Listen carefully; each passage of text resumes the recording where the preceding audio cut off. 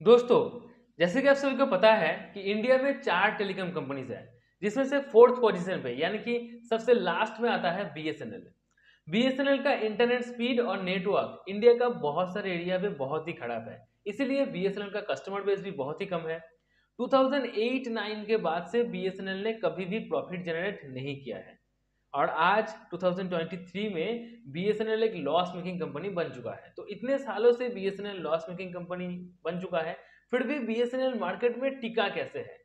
ये क्वेश्चन जब बीएसएनएल का सीएमडी पीके पुरवार जी को पूछा गया, तो पीके पुरवार जी ने जवाब दिया कि बीएसएनएल लॉस मेकिंग कंपनी है, लेकिन बीएसएनएल प्रॉफिट जनरेट करता है। यस, बीएसएनएल प्रॉफिट जनरेट करता है क्योंकि बीएसएनएल का सबसे बड़ा क्लाइंट जो है वो है SBI, state bank of India.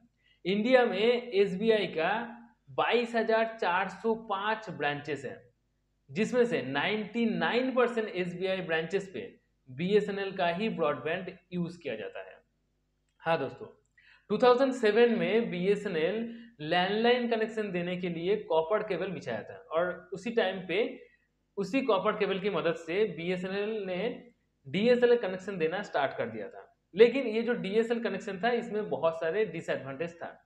जैसे कि आप अगर किसी भी ब्रांच एसबीआई ब्रांचेस पे जाएंगे बैंक पे काम करने के लिए, तो बहुत बार आपने ये सुना होगा कि लिंक नहीं है। कभी दिन में 2-2 घंटे, 4-4 घंटे, 5-5, 6-6 घंटे तक लिंक नहीं रहता था और आपका काम नहीं होता था। क्योंकि दोस्तों वहाँ पर जो ब्रॉडबैंड यूज़ किया जाता था इंटरनेट के लिए, वो बीएसएनएल का था और बीएसएनएल का डीएसएल कनेक्शन था और वो डीएसएल कनेक्शन कॉपर केबल की मदद से चलता था। इसीलिए कॉपर केबल की मदद से चलने के लिए इंटरनेट स्पीड जो है वो भी बहुत ही कम होता था, उसके साथ-साथ लीकेज का प्रॉब्लम करता था। तो इसीलिए लिंक फेलियर का प्रॉब्लम दिखाई देता था।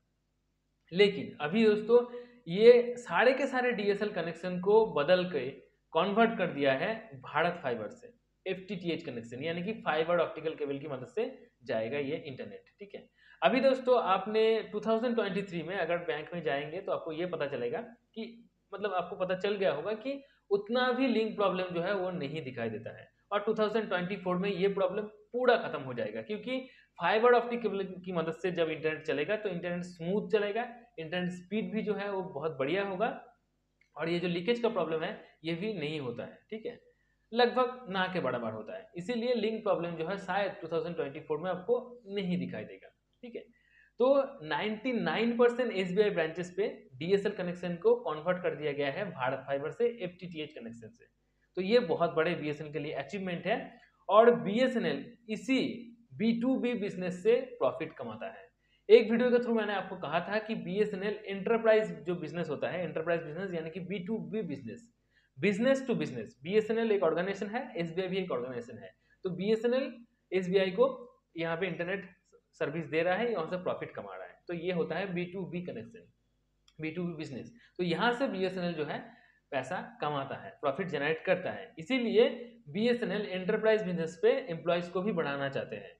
इसीलिए मैंने एक वीडियो में आपको कहा था कि एंटरप्राइज बिजनेस पे बीएसएनएल का अभी 1.4% का एम्प्लॉयज काम करते हैं, लेकिन इसको 4%, टोटली 4% कर दिया जाएगा बहुत जल्दी। इसलिए एम्प्लॉयज जो है नियोग किया जाएगा, नहीं तो पुराने एम्प्लॉयज को वहां से हटा के, टेलीकॉम सेक्टर से हटा के एंटरप्राइज बिजनेस पे ले आना होगा। ठीक है, इस तरह से बीएसएनएल प्रॉफिट भी कमाता है और एंटरप्राइज बिजनेस को और भी आगे लेने की, मतलब आगे ले जाने की संभावना है। ठीक है, एसबीआई का जो चेयरमैन है उनका नाम है दिनेश कुमार खाड़ा। तो दिनेश कुमार खाड़ा जी ने कहा है कि बीएसएनएल के साथ हमारा जो कनेक्शन है, हमारा जो रिलेशन है वो बहुत ही बढ़िया है। ठीक है, और आने वाले टाइम पे ये और भी एनहेंस होने वाला है, यानी कि और भी बहुत बढ़िया हो जाएगा। ठीक है, 99% एसबीआई ब्रांचेस पे इसीलिए है, आपके मन में सवाल हो सकता है कि 99% क्यों, 100% क्यों नहीं? तो 99% एसबीआई ब्रांचेस पे बीएसएनएल का ब्रॉडबैंड इसीलिए यूज किया जाता है, 100% अभी तक नहीं हुआ है। इसका कारण ये हो सकता है कि अभी भी कुछ कुछ ऐसे एरिया है जहां पर बीएसएनएल का डीएसएल कनेक्शन ही चलता है, फाइबर ऑप्टिकल पहुंचा नहीं है। ये भी हो सकता है कि वहां पर बीएसएनएल पहुंच ही नहीं पाया है। ठीक है, तो किसी छोटे मोटे संस्था होगा, छोटा मोटा बैंक होगा, एसबीआई का ही होगा लेकिन छोटा मोटा होगा, गांव के कुछ अंदर ऐसे, कुछ ग्रामीण बैंक के अंदर ऐसा होगा, तो वहां पर जो है दूसरे किसी इंटरनेट से काम कर लिया होगा। ठीक है, तो इसीलिए अभी तक नहीं पहुंचा है, होगा या कुछ ना कुछ प्रॉब्लम होगा, इसीलिए 1% नहीं है। लेकिन ये खत्म हो जाएगा और 100% एसबीआई ब्रांचेस पे बीएसएनएल का ही ब्रॉडबैंड चलेगा, क्योंकि सबसे बड़ा रीजन जो है बीएसएनएल गवर्नमेंट टेलीकॉम कंपनी होने के नाते यहाँ पर डेटा जो है सिक्योर रहता है, इसीलिए एसबीआई पे तो बीएसएनएल का ही इंटरनेट यूज किया जाएगा। तो जो लोग बोलते हैं कि बीएसएनएल को बेच देना चाहिए, बीएसएनएल को किसी प्राइवेट कंपनी के हाथों सौंप देना चाहिए, तो उन लोगों से मैं पूछता हूँ कि अगर किसी प्राइवेट कंपनी हाथे इसको सौंप दिया जाए बीएसएनएल को, तो एसबीआई कितना ज़्यादा सिक्योर रहेगा? आप नीचे कमेंट में ज़रूर बताइए। आप एसबीआई में आप भरोसा तो करते हैं, एसबीआई में आप पैसा तो रखते हैं, तो आप नीचे कमेंट में ये ज़रूर बताइए कि बीएसएनएल अगर गवर्नमेंट से प्राइवेट हो जाएगा तो क्या होगा। ठीक है, तो ये एक छोटा सा अपडेट था। वीडियो को पसंद आने पर लाइक जरूर कीजिए और अगर अभी तक मेरे चैनल को सब्सक्राइब नहीं किया तो सब्सक्राइब करके बेल आइकन को प्रेस करके मेरे साथ जुड़े रहिए। आज के लिए इतना ही। Goodbye and take care.